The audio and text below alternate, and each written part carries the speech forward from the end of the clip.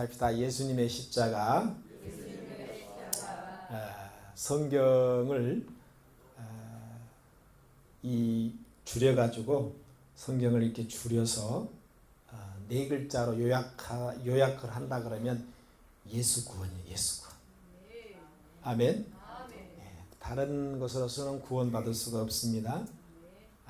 그리고 세 글자로 줄이면 십자가라는 단어가 나옵니다. 십자가.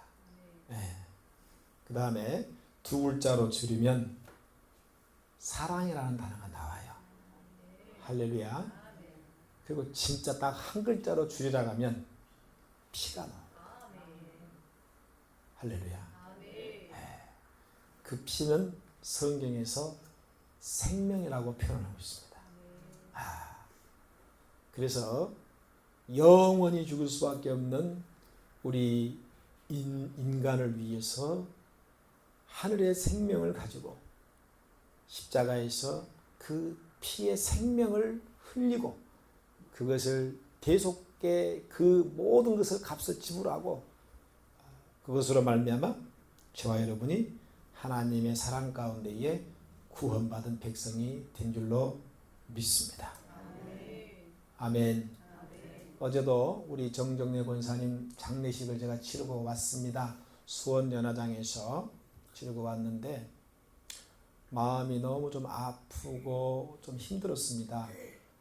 왜냐하면 정말 평생 고생만 하시다가 사실 어떻게 보면 마지막 말년에 자식의 덕을 별로 받지 못하신 것 같아요. 그래서 정말 가슴 아픈 게 그 장례 인원도 가족이 딸랑 세 분이 오셨어요. 세 분이 오셨어요. 마음이 너무 아픈 거예요. 그래도 고인이 마지막 가는 그 길인데 참으로 마음이 안타깝고 인생이 이것인가.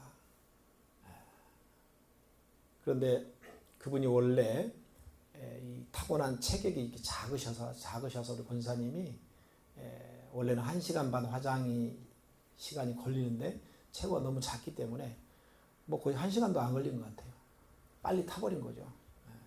그래서 이제 그 유골을 이제 그 수거하는 그런 이제 그 방에 들어가서 이게 보니까 마지막에 보니까 진짜 딱 그 말에 맞는 것 같아요. 한 줌의 흙으로 나오더라고요. 한 줌의 흙. 유골을 이제 분쇄해가지고 그 갈아가지고 그 이제 이만큼 나온 거 가지고 그 연화장 그 뒤에 산에다가 이렇게 뿌렸습니다.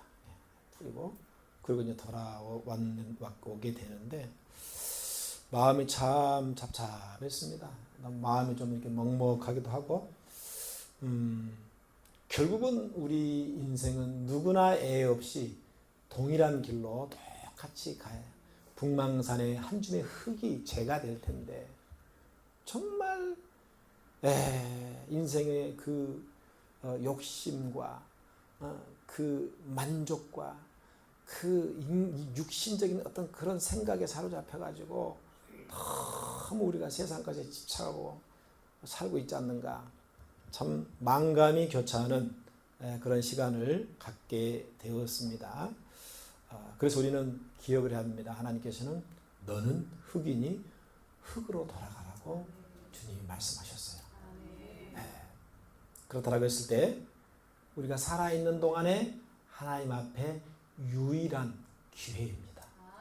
그래서 우리는 내 영혼의 때를 위해서 내 마지막 그 영혼의 때를 위해서 하나님 앞에 우리가 매일매일 정말 주님께 의미를 두고 하나님께 인생의 가치를 두고 살아갈 때에 그 사람이 복된 인생입니다. 여러분 믿습니까? 정말 한 줌의 흙이에요. 정말 한 줌의 흙이에요. 뿌려버렸어요. 창세기의 2장에 보면 하나님이 여러분 흙으로 우리 사람의 육신을 몸을 빚으셨어요. 그 다음에 거기에 훅 하고 브레스라는 단어가 나오는데 숨결을 불어넣은 거죠. 그래서 생명이 됐다 그랬어요. 근데 그거 보면 여러분 그 흙이라는 단어가 뭐로 나면 더스트라는 단어가 나오는데 그게 먼지거든요. 먼지예요, 먼지. 그러니까 우리는 먼지에 불과한 거예요. 네. 그런데 여러분 우리가 산에 중내 만에 무한 그렇게 인생의 고뇌 가운데 범민 가운데 우리가 살 필요가 없습니다. 이게 사단이 주는 다 속임수예요. 세상은요 진리와 비진리의 싸움입니다. 진리와 비진리의 싸움.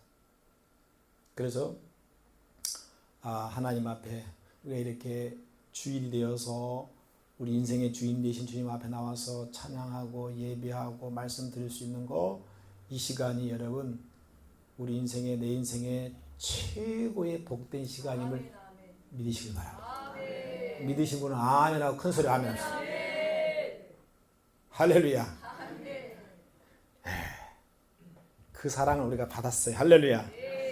자, 그래서 십자가는 인생의 모든 이 저주들을 축복으로 전환시키는 최대의 사건.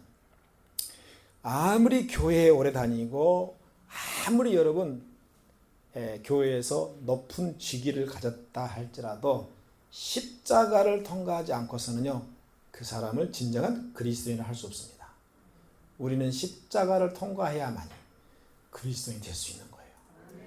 왜냐하면 십자가야말로 신구약 성경의 핵심 핵심 중심 사상이기 때문에 십자가가 우리에게 중요한 거예요. 그래서 여러분의 가슴 속에, 여러분의 영혼 속에 십자가가 있냐는 거예요. 우리는 십자가를 경험해야 됩니다. 성령을 통해서 십자가를 통과해야 돼요. 할렐루야. 십자가는 알다시피 우리 인간을 죽이는 데 사용시키는 데 가장 힘들고 고통스럽고 저주스럽게 죽이는 그 당시 여러분 최고의 사형법이지 않습니까? 십자가의 처벌 방법으로 이제 미리 그 처형 장소에다가 하나를 이렇게 길게 박아 놓습니다. 하나를 길게 박아 놓고 그 다음에 이제 죄인 법정에서 이제 사형이 온도가 되고 실행이 되어질 때에 그 죄인에게 이제는요 하나 이렇게, 이거는 이제 수직적인 거죠. 수평적인 거, 이걸 지게 합니다. 이렇게 이렇게 딱 지게 하는 거예요. 그리고 이제는 그것을 지고 이렇게 올라가서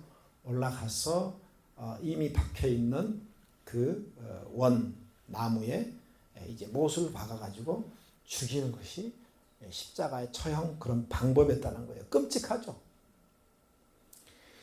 이 죄 없으신 예수님께서 그 당시 로마 시대 때 이 재판 과정을 그대로 받으시고 그대로 심판을 당했어요.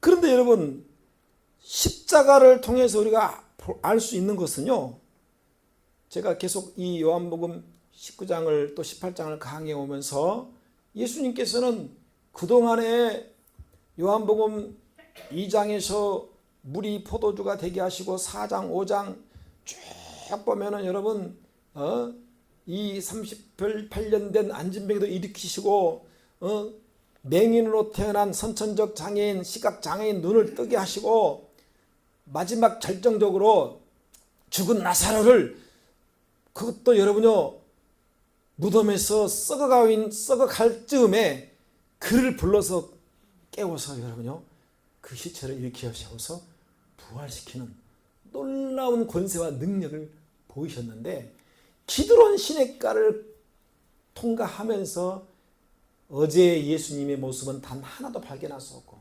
무기력해도 이렇게 무기력한 예수님일 수가 없다는 거예요.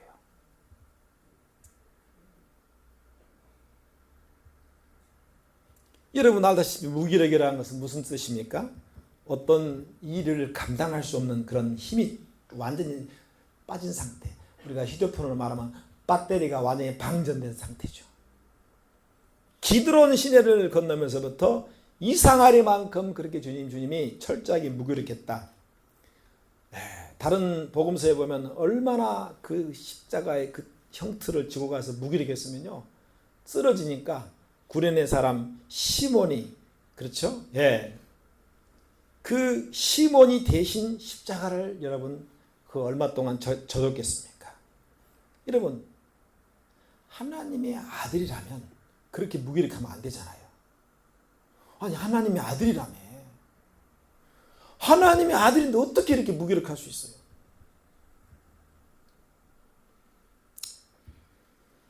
그런데도 불구하고 너무너무 철저하게 무기력하게 예수님은 일방적으로 당했어요. 제자들에게 분명히 말씀하시기를 나를 본 자는 하늘 하나님 아버지를 보았고 나를 믿는 자는 나를 보내시는 이를 여러분 믿었고 믿는다고 하면서 그러면서 나와 아버지는 하나다 이렇게 말씀하셨는데 지금 이 십자가 앞에 예수님의 무기력은 이해가 되지 않고 인정할 수 없는 그런 모습으로 비춰진다는 거예요. 그래서 여러분 의문점은 뭐냐? 전능하신 하나님의 아들인데 왜 이렇게 이 고통을 당하면서 그토록 처절하도록 무기력하게 내버려 두셨는가?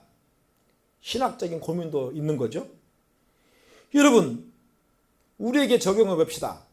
아니 천지 만물을 창조하신 하나님의 아들을 우리가 믿는데 그 하나님을 믿는데 하나님 자녀가 됐다고 했는데 왜 이렇게 힘들게 살아야 되고 어렵게 살아야 되냐는 거예요. 하나님의 자녀라며. 하나님의 자녀면 너 그렇게 살면 안 되잖아. 그렇잖아요 여러분. 도대체 하나님께서는 어디 계시기에 이런 아픔과 이런 고통 가운데 우리가 살아가야 되는가? 하나님께서 나의 모든 공급자가 돼야 마땅한데 공급자가 되기는커녕 아주 차단 이렇게 무기력할 수 없어요. 때로는 재정적으로 때로는 여러분 육신의 그 질병으로 때로는 사람들과의 그 관계성에서 이루 말할 수 없는 이 혼돈이 찾아오고 정말 왜 이렇게 내가 예수를 수십 년 믿고 모태서로부터 나는 믿고 태어났는데 왜 이렇게 나는 무기력하게 살 수밖에 없는가? 이것이 신앙생활을 하고 있는 오늘날 그리스도인들의 보편적인 의문점이고 질문이라는 겁니다. 그래서 때로는 불신자들로 하여금 너 교회 다니잖아. 하나님 있잖아. 너 하나님 뭐 한대? 죽었나? 조롱당하죠. 12 제자를 뽑을 때에 모든 이 악한 영들의 귀신을 제어하고 모든 그 질병을 고칠 수 있는 능력들을 제자들에게 주었다고 했습니다. 실제로 전도 여행 가운데의 제자들이요 병든 자를 일으켜 세우고 귀신 든 자를 귀신을 쫓아주고 그래서 하늘에서 사탄이 떨어진다라고 말할 정도로 엄청난 능력을 발휘했어요. 혈루증 여인 옷자락만 만져도 여러분 치유를 받았어요. 그런데 지금 예수님의 이 모습은 기드론을 기점으로 인해서 무기력해도 이렇게 무기력한 예수님일 수가 없다는 거예요. 그래서 여러분 우리가 알아야 할 영적인 비밀 중에 한 가지가 잘 들으세요.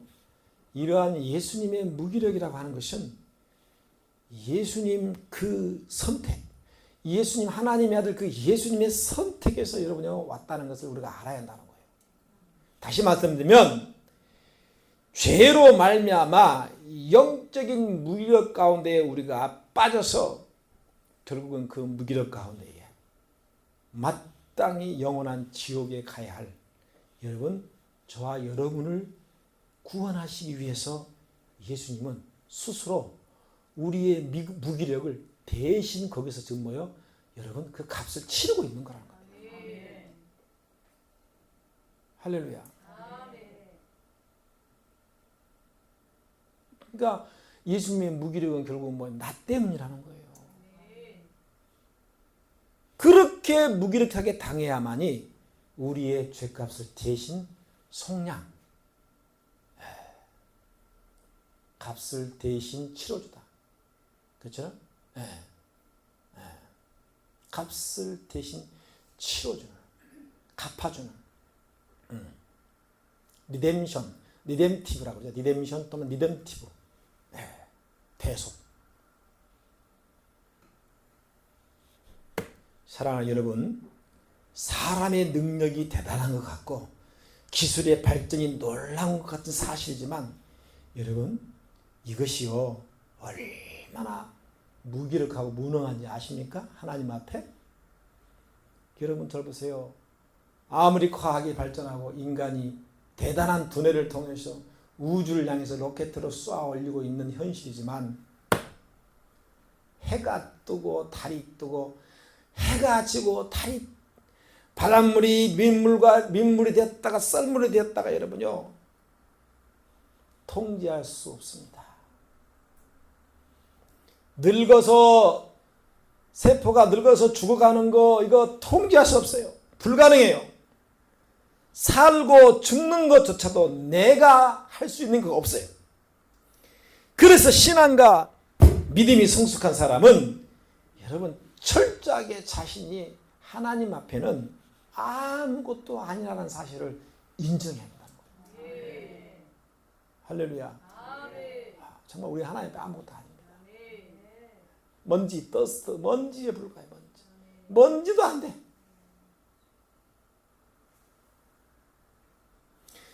그래서 시인 김사카시 정말 명언을 남겼어요. 야 인간들아, 내가 보니까 전국을 방방하고 이 유랑하면서 다 인간들이 살아가는 모습을 다 보고 결론을 내렸어요. 뭐라고 결론?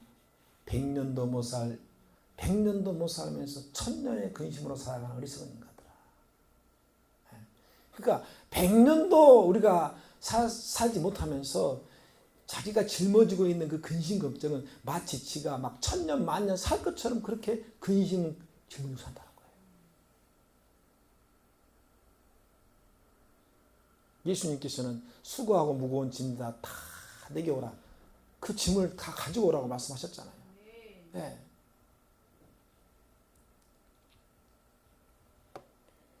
그래서 정말 지혜로운 사람은요,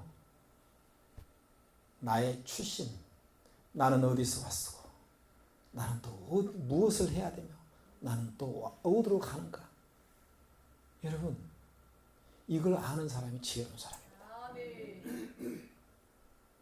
나는 어디서 왔는지 존재 자체, 여러분 출발 자체를 모르고, 삶의 가치, 내가 왜 살아야 되는지 그것도 모르고, 이 불쌍한 겁니다. 고린도후서 12장 10절 말씀에 내가 그리스도를 위하여 약한 것과 능력과 궁핍함과 곤란함을 자랑하느니 이는 내가 곧 약할 때 그때 강함이라고 말씀하고 있어요.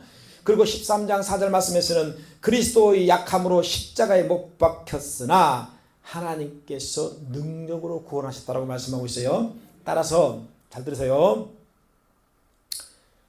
내게는 능력이 있다고 하는 그 순간 여러분 그 사람은 아무것도 아니에요. 아무것도 할 수 없어요. 정말 나에게는 나는 아무것도 할 수 없구나. 나는 철저하게 무능력자구나. 이 비우고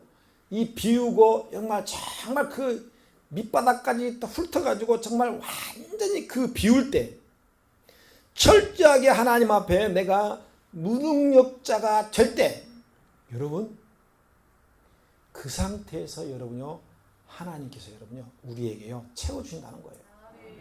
무슨 말인지 이해가 되겠습니까?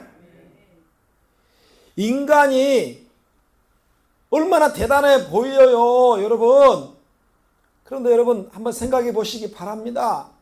하나님께서 24시간 계속 공급해 주시는 이 산소, 하나님이 어느 순간 5분만 딱 멈춰버리면 지구상에 살 사람은 단 한 명도 없습니다.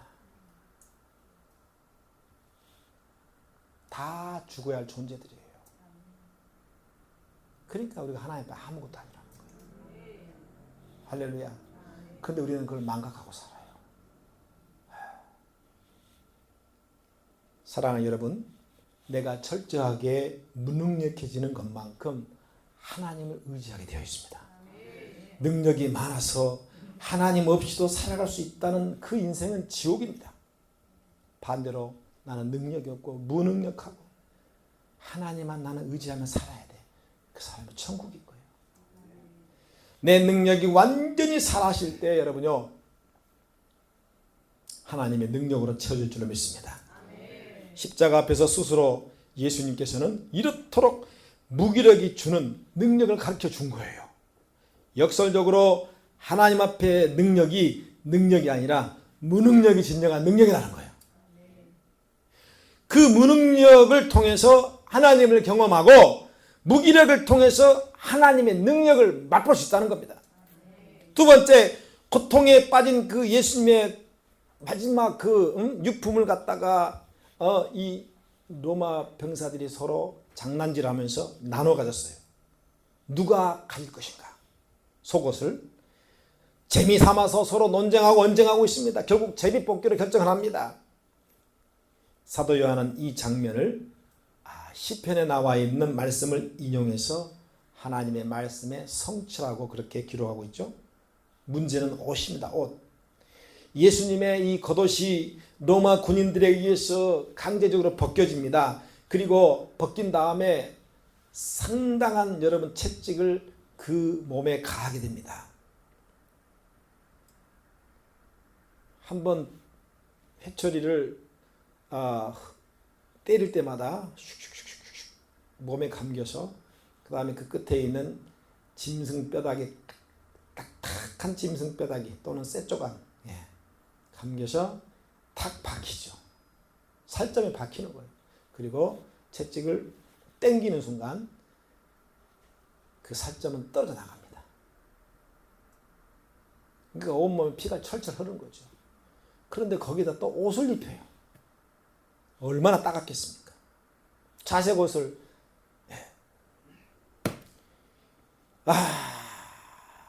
정말 창세기 3장 말씀 21절에 아담과 그 아내를 위해서 하나님께서 가죽 옷을 입혀주셨어요. 아담의 죄 때문에 짐승의 가죽이 벗겨졌어요. 그 벗겨진 짐승의 가죽을 아담에게 입히셨어요.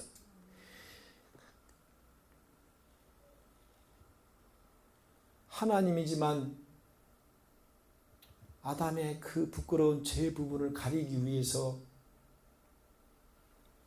가죽을 얻기 위해서 여러분 짐승을 죽여야 되겠고 그 가죽을 벗겨서 짐승이 피를 흘려야 했고 여러분 하나님은 사랑하는 자녀들을 다시 얻기 위해서 마치 짐승이 가죽을 벗겨서 피를 흘린 것처럼 예수님께서 이 땅에 오셔서 저와 여러분을 위해서 대신해서 피를 흘리게 해주더라.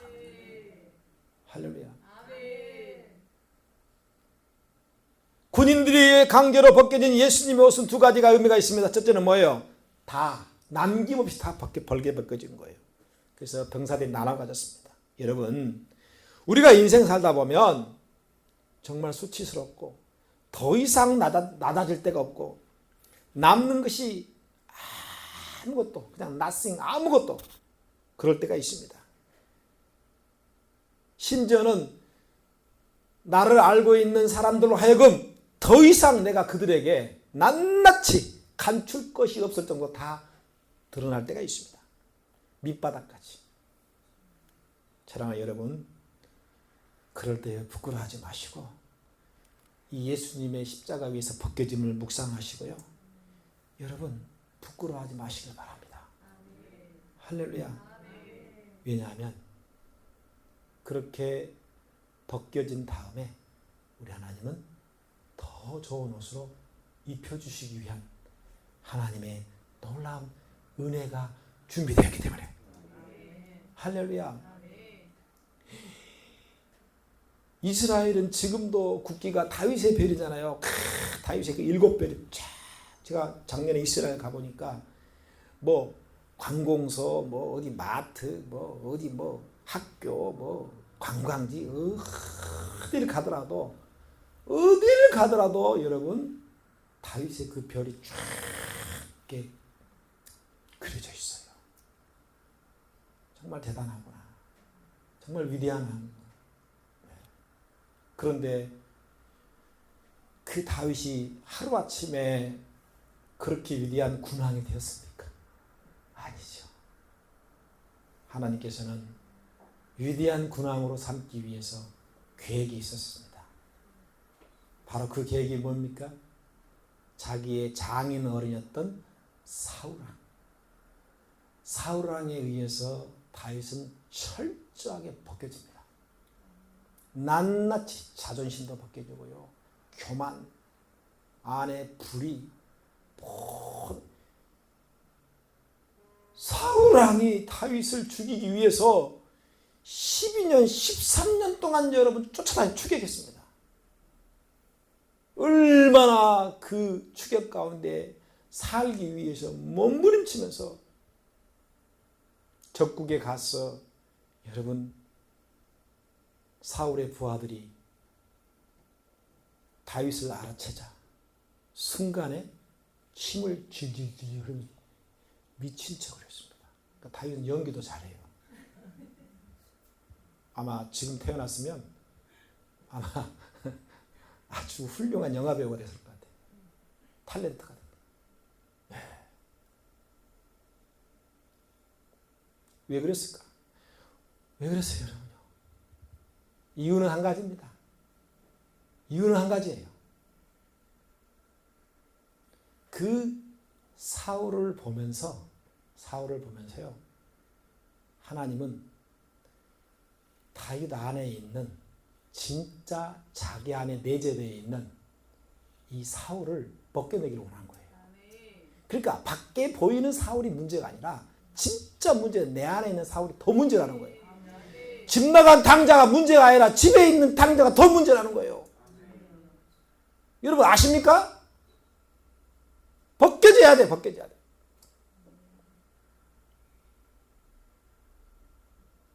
자기의 욕심도 벗겨져야 되고 교만과 자랑과 그 무엇 다 벗겨져야만이 그렇게 완전히 제로 바닥이 됐을 때에 이스라엘을 다스릴 수 있는 여러분 군왕으로서의 면모를 갖추게 되는 거죠. 할렐루야. 그래서 우리는 상대를 볼 때에 그 모습이 내 안에 여러분요 하나님이 보여주는 거예요. 네 속에 저게 있다는 거예요. 밖에 보이는 사울의 문제가 아니라 진짜 문제는 내 안에 있는 사울을 제거해야 돼요. 할렐루야. 할렐루야. 이게 여러분 영적인 법칙입니다.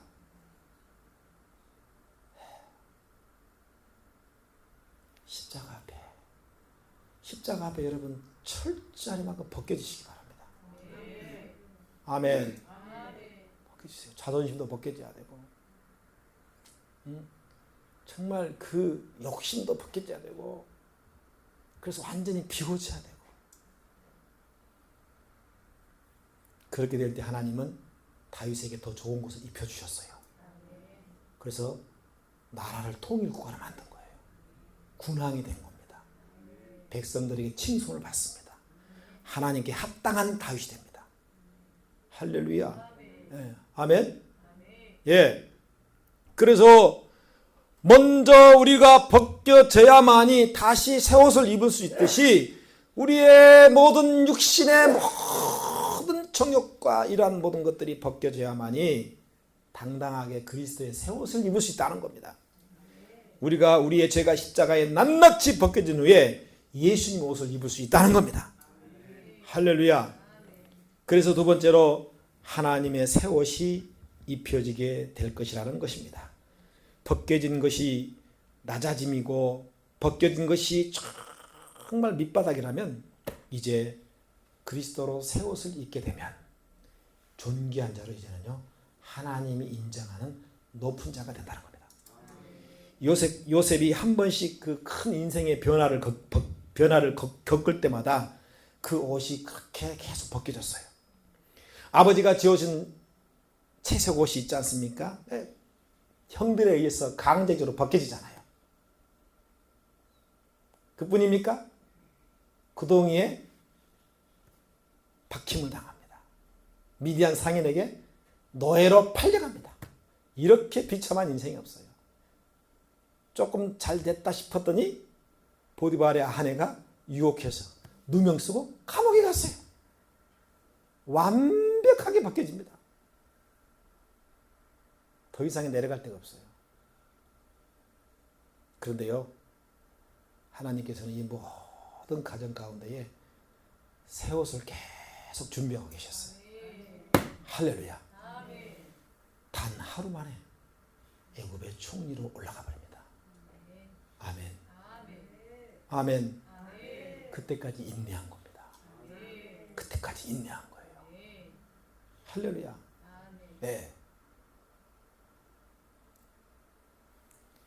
철저하게 자신의 교만과 욕심과 시기와 질투와 혈기와 오만 모든 것들 그렇게 철저하게 밑바닥까지 벗겼는 드디어 애굽에서 새 옷을 입도록 여러분 하나님이 허락해 주셨습니다.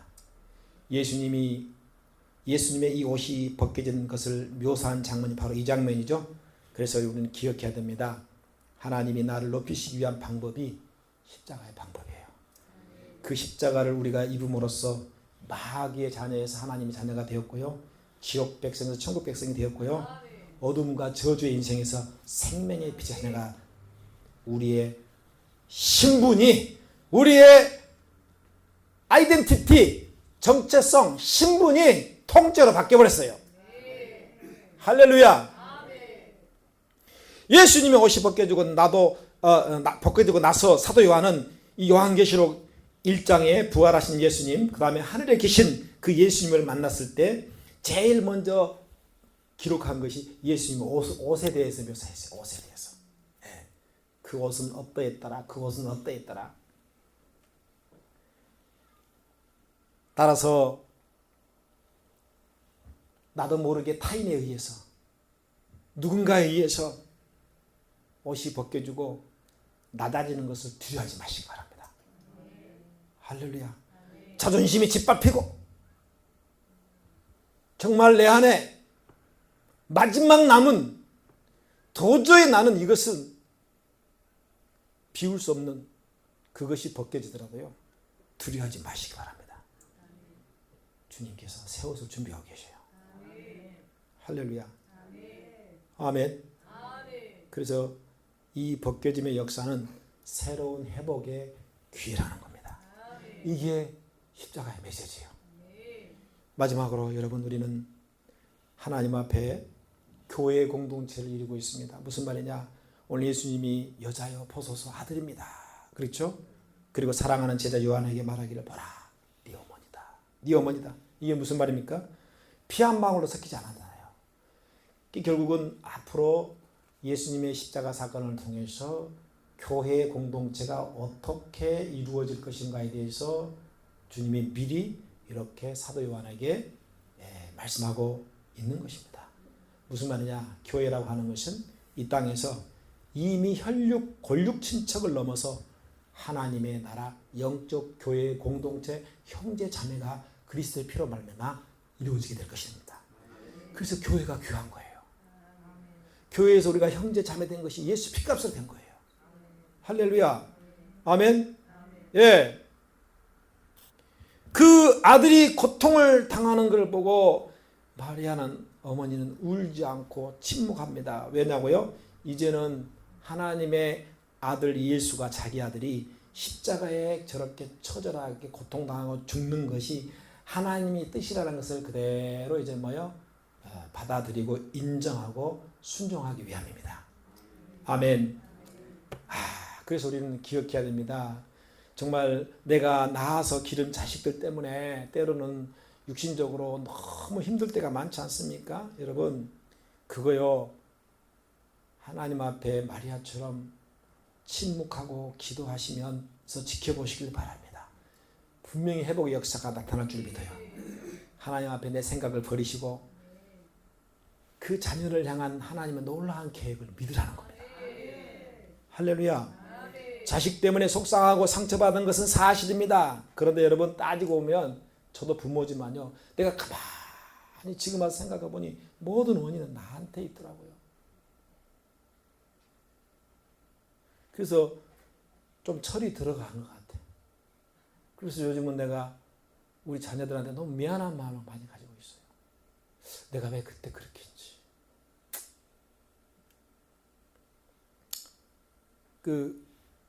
개는 위대하다. 이경구, 박세리 나온 그 프로그램 제가 어떻게 지나가다 한번 본 적이 있는데 좀 재미있더라고요. 네. 거기 나온 개 종류가 다양하잖아요. 큰 개도 있고 조그만한 개도 있고. 그래서 그 출연자들이 자기 집에 개 기르는 개가 애완견이 문제가 있는 것을 이제 그 개 박사에게 의뢰를 하는 거죠. 그러면 그 프로그램에 이제 개 박사 가가지고 자세히 살피고 왜 개가 이렇게 성질이 더러워지고 왜 이렇게 주인도 막 물어버리는가. 근데 강혁 박사가 그 박사가 공통적으로 그 개 주인들에게 한 말이 있어요. 가만히 보니까 뭐냐면요. 개에게는 문제가 없다는 거예요. 누구한테 문제 있는 거예요? 주인한테 문제가. 이 개가 이렇게 된 데에는 주인 때문이라는 거예요. 주인의 잘못된 교육, 주인의 잘못된 시청각 교육 보여주는 거죠. 그러니까는 개는 영은 없지만 혼은 있잖아요. 그래서 그 개가 그렇게 되었다라는 거예요.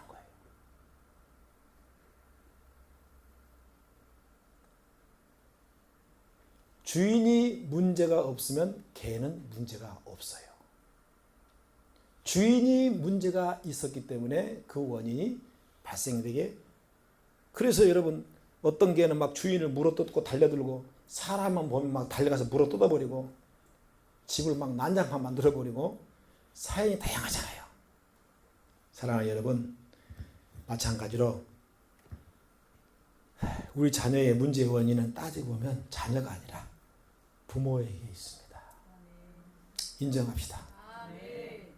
그것을 빨리 인정하고 발견하고 하나님 앞에 그 문제를 가지고 나가서 치료해야만이 그 가정이 건강한 가정입니다.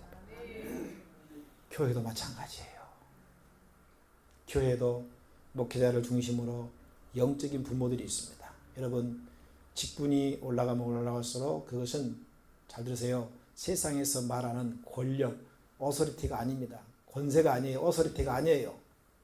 이것은 겸손하게 내가 성직자가 더 많아진다는 뜻입니다. 할렐루야. 다시 말씀하면 내가 영적인 부모 노릇을 해야 돼요. 장로님이 되고 안수집사 되고 권사가 된다는 것은 내가 우리 빛나교의 영적인 부모가 돼야 하는 거예요. 맞아요? 안 맞아요?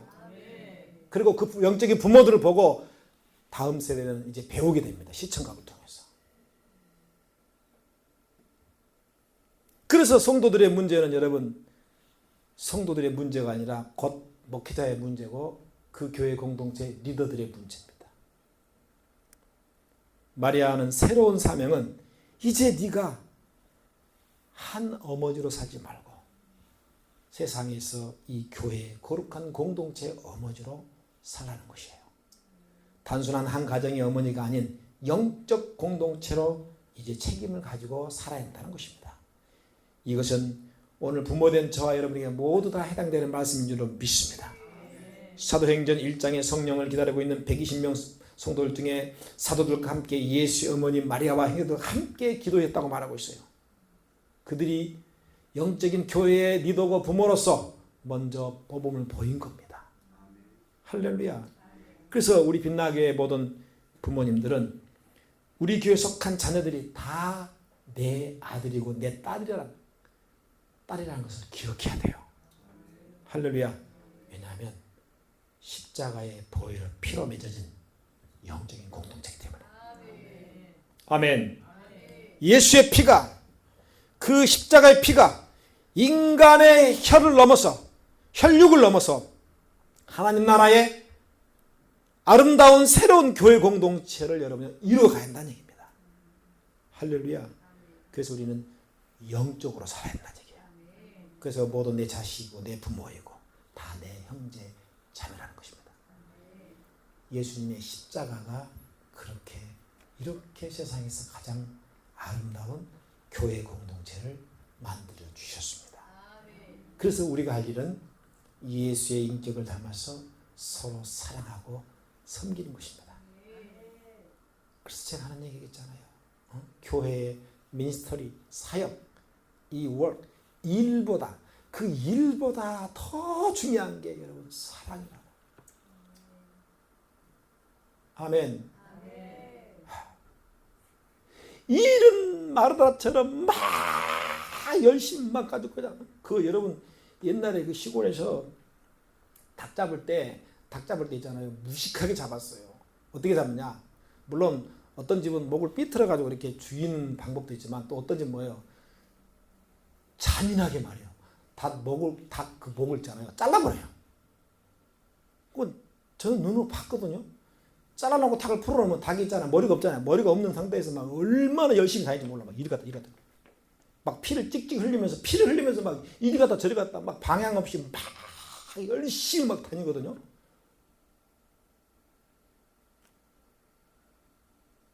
정말 열심은 있는데 그 닭처럼 목 잘린 닭처럼 그렇게 열심히 일하는데 사랑이 없어요. 그건 꽹과리예요. 꽹과리. 따라서 합시다. 사랑이 없으면 아무것도 아니다. 제가 서두에 말씀드렸잖아요. 성경 예수, 구원, 세 글자, 십자가, 두 글자, 여러분요. 사랑이고 한 글자가 피요. 근데 이거 딱 주제가 뭔지 알아요? 결국은 뭐예요? 결국은 사랑으로 귀결됩니다. God is love. 하나님은 사랑이시라. 아멘. 아멘. 그게 결정체가 바로 예수님의 십자가입니다. 할렐루야. 그래서 저 십자가를 볼 때마다 나에게는 너무나 사랑이 부족하구나. 그 예수 십자가 사랑을 채워서 우리가 이제 그 사랑을 세상 가운데 드러내고 그것을 통해서 영혼들의 생명을 살려내서 재생산을 이루어야 됩니다. 아멘. 네. 그래서 복음은 제자를 만들고 제자는 교회를 세우고 그 교회를 통해서 영적인 하나님 나라의 백성이 계속 재생산이 돼야 됩니다. 이게 성경의 맥이에요.